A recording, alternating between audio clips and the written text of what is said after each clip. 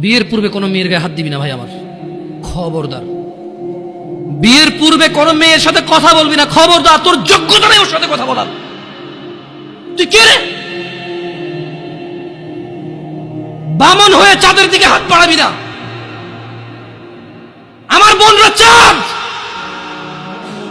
ওয়াল্লাহি যেদিন ইসলামী শাসন আসবে, যেদিন ইমাম মেহেদী আসবে, যেদিন ঈসা আলাইহিস সালাম আবার আসবে, ওনার বন্ধের উপর যারা হাত দেবে উনি হাত কেটে ফেলবে।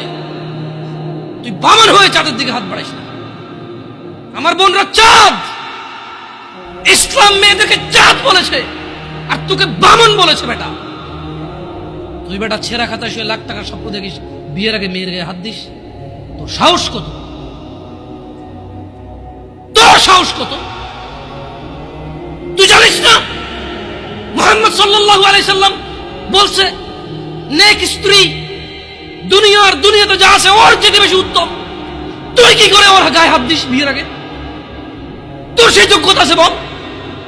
তোকে আল্লাহ জাহান্নামে ফেলবে, তোকে আল্লাহ জ্বলন্ত আগুনে নিক্ষিপ্ত করবে, তোর শরীর পচবে, তোর শরীরের গন্ধে জাহান্নামীরা থাকতে পারবে না। তোকে আল্লাহ এত নিকৃষ্ট শাস্তি দেবে। কেন? কারণ তুই এত বড় জঘন্য কাজে লিপ্ত হয়েছিস।